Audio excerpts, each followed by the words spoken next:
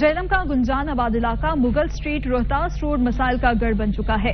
بجلی کے لٹکتے تار، سیوریج کے گندے پانی سے بھری ہوئی گلیاں میونسپل کارپوریشن اور وابڈا کی نااہلی کا ثبوت ہیں۔ مزید جانتے ہیں بابر حسین کی اس رپورٹ میں۔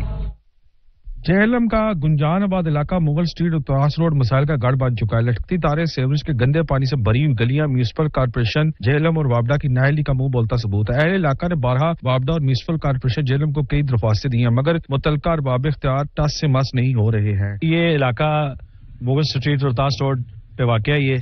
یہاں پہ ہمارے اس محلے کا کوئی پرسان حال نہیں ہے۔ میں فاطمہ تزارہ مسجد کا امام خطیب ہوں۔ یہاں پہ آئے روز ہمیں نمازیوں کی شکایتیں آتی ہیں کہ سیوریج کا کوئی نظام نہیں ہے۔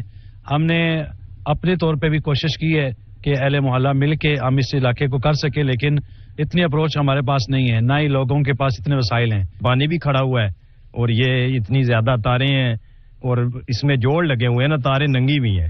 ایک تو ہوتا ہے نا وہ بالکل صحیح تاریں ہوں، وہ بھی نہیں ہے، جوڑ لگے ہوئے ہیں۔ ہم کوئی میں خود 4-5 دفعہ میں اپلیکیشن دے چکا ہوں۔ لگتا تو یہ ہے کہ ارباب اختیار کسی بڑے حادثے کے منتظر ہیں، جو اس علاقے کے رہائشیوں کو اس لیے نظر انداز کر رہے ہیں۔ اہل علاقہ کے لیے یہ مین گزرگاہ نمازیوں کے ساتھ ساتھ مریضوں اور اسکول جانے والے بچوں کے لیے بھی مستقل عذاب بن چکی ہے۔ جہلم شہر کے نزدیک یہ آبادی کئی مسائل کا گڑھ بن چکا ہے۔